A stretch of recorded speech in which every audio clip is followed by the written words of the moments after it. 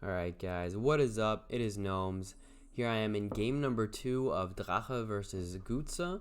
Again, Gutsa on the right hand side playing the Boghoppers and Drache on the left hand side playing the Vashal.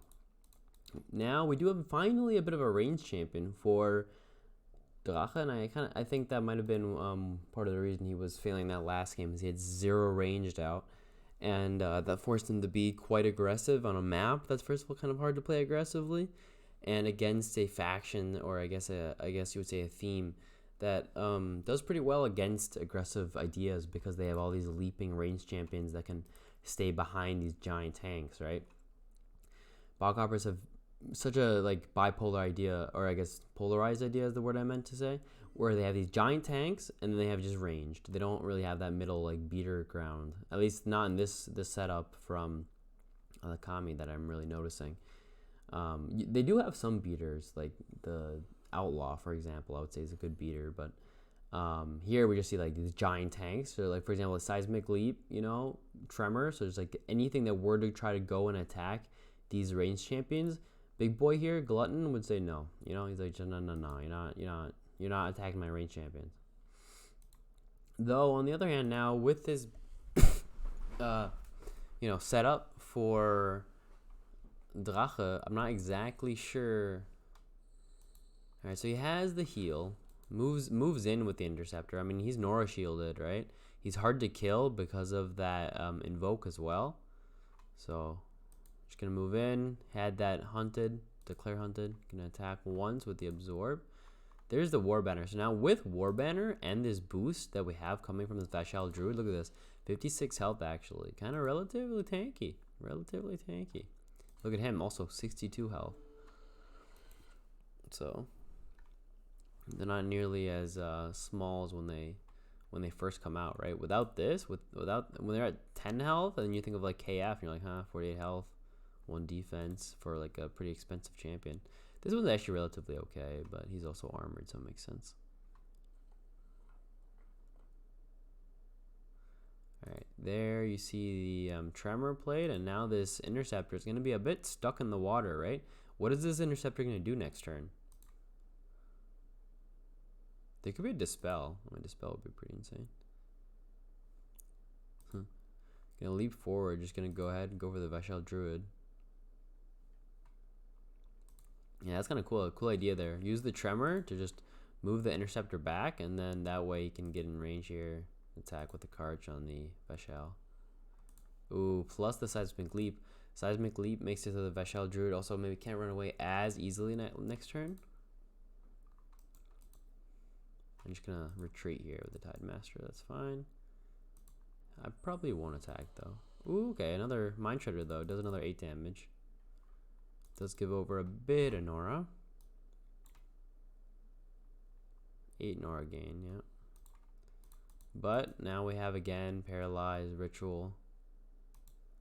Paralyze would not work on the Cavalier, but it will work on this Interceptor. And now this guy's like, I guess I'll just retreat again, right? He won't be able to retreat too easily with that lumbering going on, but I wonder, does he actually get 8 Nora again? No, he doesn't. But look at that, 16 damage from that ping though, which is crazy. Because if you come out, or if the Mind Shredder comes out and is already dealing damage, is always very good. Moving up with the Cavalier.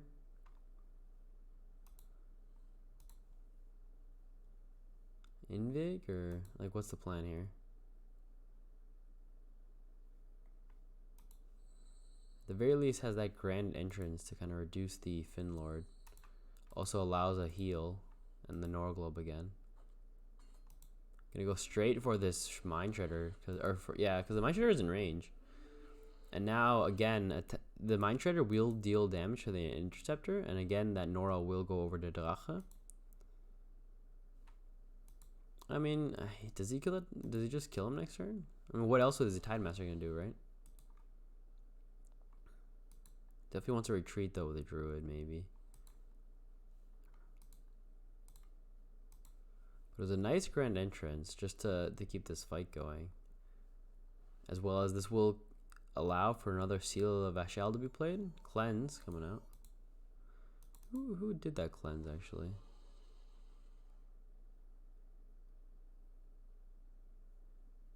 Yeah, he cleansed himself, obviously. I forgot he has cleansed himself. So he cleanses himself.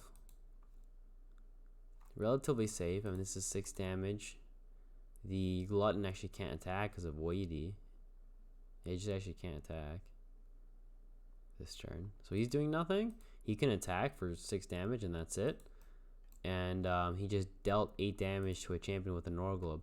So crazy. I'm thinking, like last turn, I'm thinking, well, I think Drache is losing this game hardcore because, you know, we have all these range champions. He has nothing to do himself. And, you know, his one very expensive, like, or I guess it's not expensive, but very important, you know, range champ is getting, you know, attacked. And then boom, all of a sudden it's just all turned. He got healed and put another Norglobe on him. He was debuffed and he's just also back to relatively safe. Alright, there we see a tidal wave. We could see a drown on this Cavalier. That's always an option. But it is a double tidal wave. No, like I said, no AP for any of this other stuff. Tremor or anything. He has it up next turn for sure. But not the AP for it. The Unstoppable would stop the knockback, so the Tremor would not cause the knockback, but it would cause the lumbering, right? So there's that.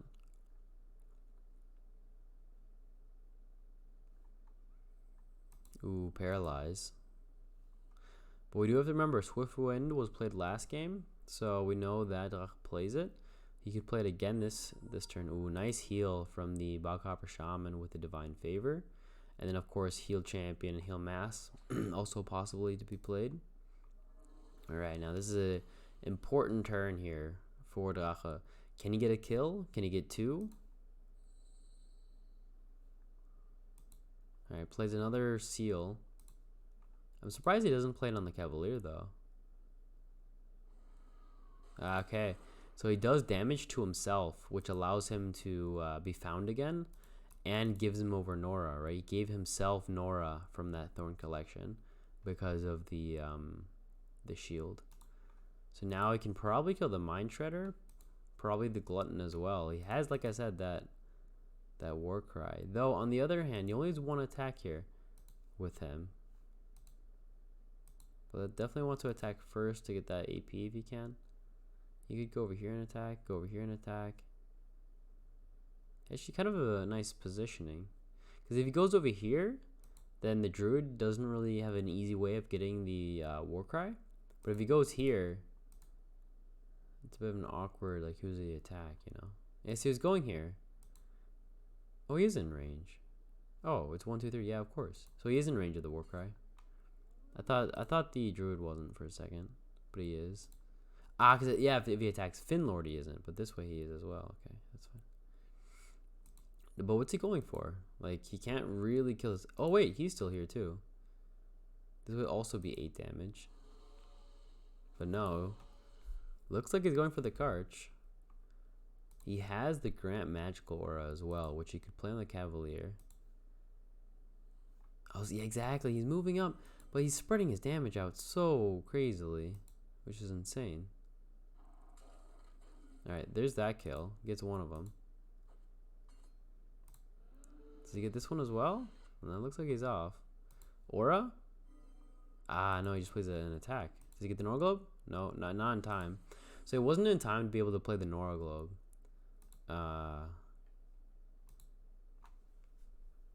But he got 2 kills there. 2 kills, and he was able to deal quite a bit of damage to this Karch, right? So, good plays. I thought about the damage from the Fey Dreamer too, but...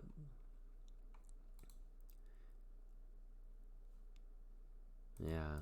Sad he couldn't get this Norglobe, but on the other hand, there's no champion here that wants to get this, right? All these ranged champions can't take this Norglobe. And Drache is thinking, who does he attack, right? He can maybe go for this Cavalier, but he's not. That's the one champion he's not in double tap range of. It sucks for him. He could actually just kill the Enchanter if he wanted to. But then the Norglobe, then that's 2 Norglobes for Drache, and then it's GG, right? Like, if he's able to Like, just deploy, take this one. Because he could double tap this. He can double tap that. Alright, here's a heal. He plays logistics flanking. I find that weird. I hate this ability so much. I just logistics ideas are just so bad because it's 3 champions. If it was 2, okay, but because it's 3, like as you see here, it's not even like mid game and they don't have it yet. Because you need 4 champions deployed then for your first champion to finally get its upgraded ability of flanking, right? I don't know. I just really don't like the logistics abilities. If it was 2 turns, then it's fine, or 2 champions. I mean, it'd be okay. Then it's actually an okay ability if it's too like it's not horrible, but it's also not too good. But with 3, it's just horrible somehow. I don't know. Anyway, Cavalier is not dead, and we do have another Seal the Vashal here. Alright, gonna play something with this Dream State. There you go. Plays the Dreamer before he uses the Seal, obviously, because you want to get that Seal off second if you can.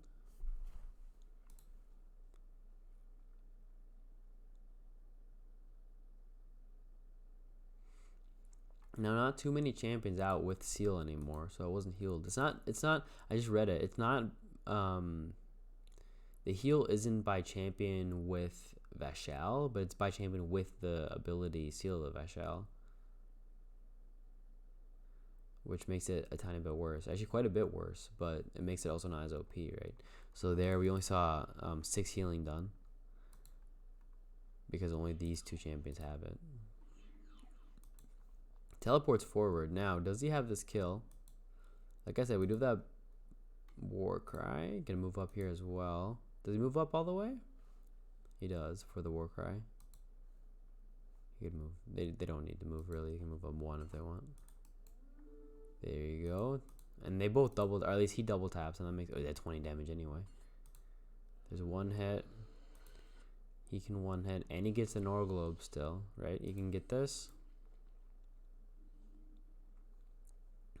Does he attack here? Or does he just maybe invoke? He can just invoke. Oh, he just gets another deploy off of it too.